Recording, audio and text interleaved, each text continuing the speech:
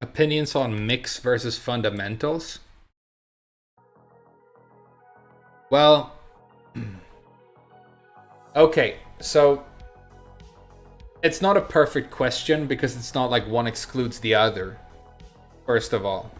But it's kind of like if you watch the debate about the Korean backdash cancel and whether or not it's good for the game, or it should be in the next game, or should be nerfed or changed or made easier or whatever, you get veteran players really liking the movement fundamentals based stuff, and newer casual players not necessarily being as excited about it. And the thing is, you know for a fact when people play this game that they are serving their own self-interest, right? They want their characters to get buffed. They tend to pick more powerful characters and tend to neglect less powerful characters. It's just the way it goes.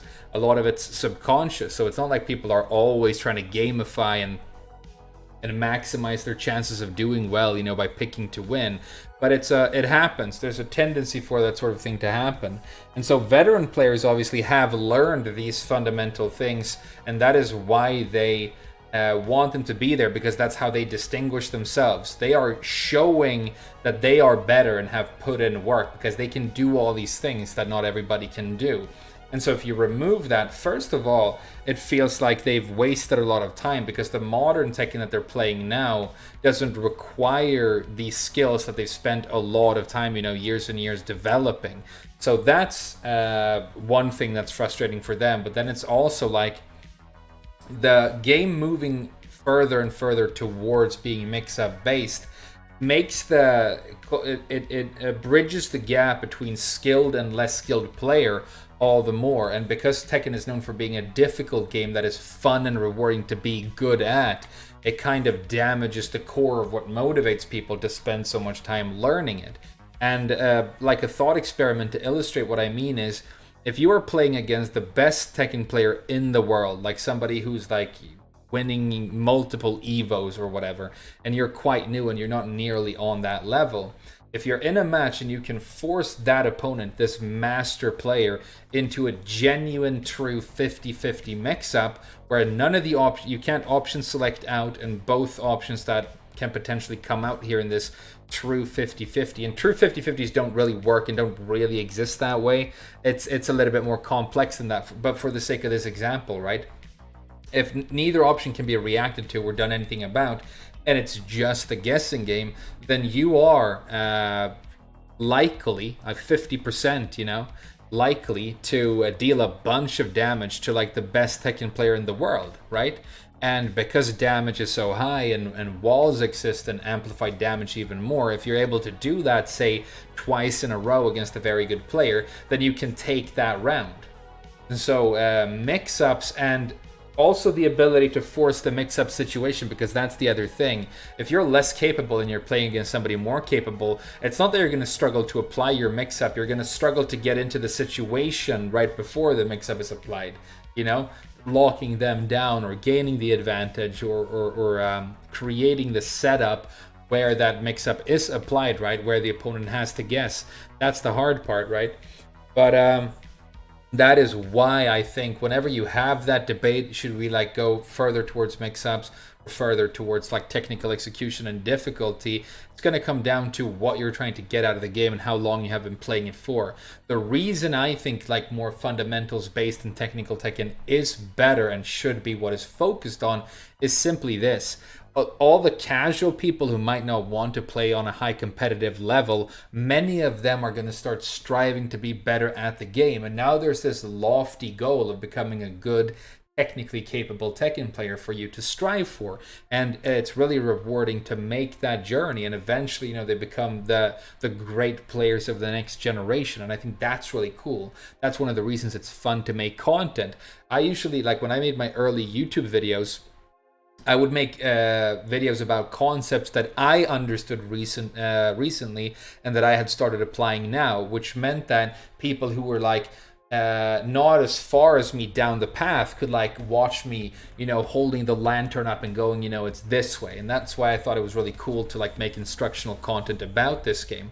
But because of that, I think We want Tekken to be difficult and for these technical execution-based things to still be in there. The reason that's not the direction we've been heading throughout the lifespan of Tekken 7 and probably not in Tekken 8 either is that is not as easily a marketable product, because the vast majority of the player base is going to be made up of people who don't want to play super hardcore. They want to know, am I going to be able to customize Lily's toenails, What's the micro bikini game in in this game, or what kinds of cool cinematics am I going to see in story mode? And when they play online, they want it to be like intuitive and feel good.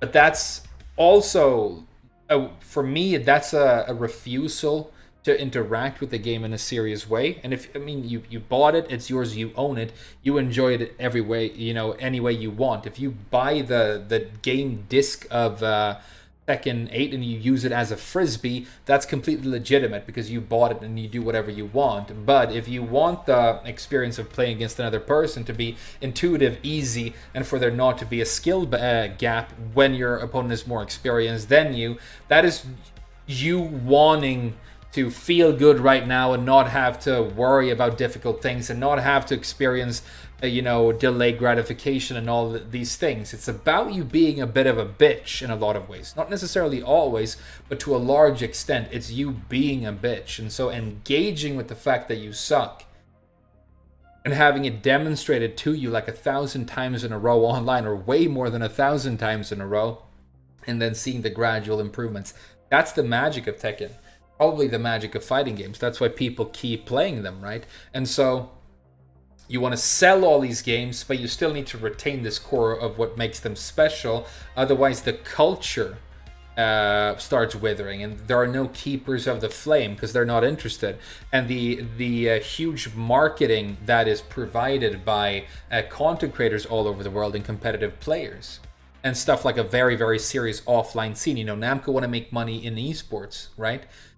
Those things become inevitably damaged later down the line. So it's like, are you going to make the game like super easy and casual and fun to play for people who don't necessarily want to learn right now, sell a bunch of copies, but then there won't be a Tekken 9, That's the kind of compromise you're dealing with. And I think we should be happy in a way that Namco seems so focused on specifically the esports aspect of this game, because Harada's been promoted to head of esports at Namco. That's what he does now. He wants to create an environment where Namco are going to make a bunch of money esportsifying Tekken, right? That is good, because we don't want these very, very high level competitive players to not be impressive anymore or not be interested anymore, because then you lose. If you have a tournament and Ni's going to show up and play in that tournament, it boosts the profile of that tournament enormously, and it makes it easier to pay out large prize pool and to get cool sponsors, like noodle sponsors and energy drink sponsors for your events. And I think that's why we can rest assured that Namco are at least worrying about the competitive viability of the game at the same time as trying to make it very aggressive, very mix-up focused, very casual friendly, very not scary to get into. And pretty much the most interesting comment we've heard so far about the general direction that Tekken 8 is taking from a mechanical gameplay standpoint is that Harada just said this in passing, but he said if you want to learn a new character in Tekken 8, what you should do is you should learn about their heat first. You should learn about their heat gimmick. So he basically means that you go into a round playing a new character that you don't know much about. If you know the heat, you try and activate that as soon as possible, and you're going to be able to do the things that the character specializes in, do all these powerful mix-ups, potentially deal a lot of damage, and win early without investing a lot of time and energy into learning the character. And so heat is probably a system that pushes us further in this direction of the homing hell sweep.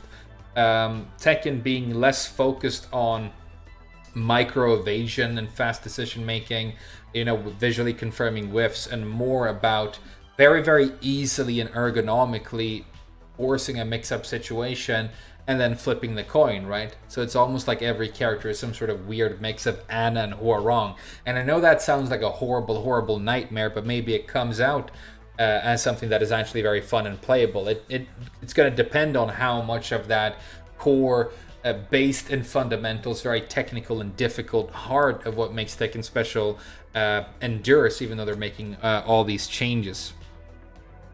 So that's yeah, that's my thought on that.